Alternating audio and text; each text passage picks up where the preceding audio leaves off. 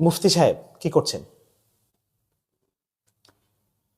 একটি হাদিস পড়ছিলাম, বলবো হাদিসটি? জি বলেন। হাদিসটি প্রকৃতপক্ষে অসুস্থ ব্যক্তি এবং মুসাফিরদের জন্য সুসংবাদ সম্পর্কে বলা হয়েছে। হজরত আবু মুসা আশারী রাদিয়াল্লাহু তাআলা আনহু, নবী করিম সাল্লাল্লাহু আলাইহি ওয়াসাল্লামের একজন বিখ্যাত সাহাবী। তিনি বলেন, নবী করিম সাল্লাল্লাহু আলাইহি ওয়াসাল্লাম বলেছেন, একজন মানুষ বাড়িতে থাকা অবস্থায় সফরে যাওয়ার আগে যে আমলগুলো করতে পারে, অথবা সুস্থ থাকা অবস্থায় যে আমলগুলো করতে পারে, এটা একটা স্বাভাবিক ব্যাপার।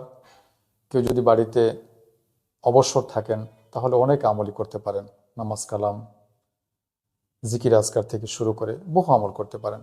কিন্তু যখন সফরে যান তখন ব্যস্ততার কারণে এত বেশি আমল করা হয় না। অথবা কোনো ব্যক্তি যখন সুস্থ থাকেন অনেক বেশি আমল করতে পারেন, কিন্তু অসুস্থ হয়ে গেলে ততটা আমল করা হয় না।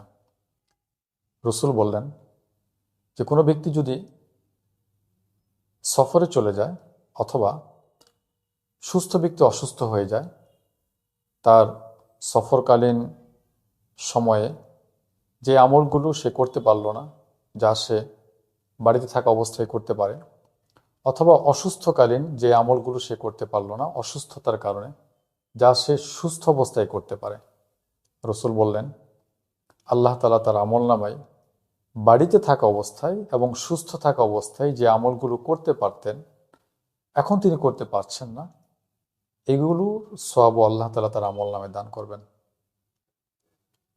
এটা অসুস্থ ব্যক্তি এবং মুসাফিরের জন্য একটা বিশাল নিয়ামত এবং সুসংবাদের ব্যাপার। সুবহানাল্লাহ, সুবহানাল্লাহ।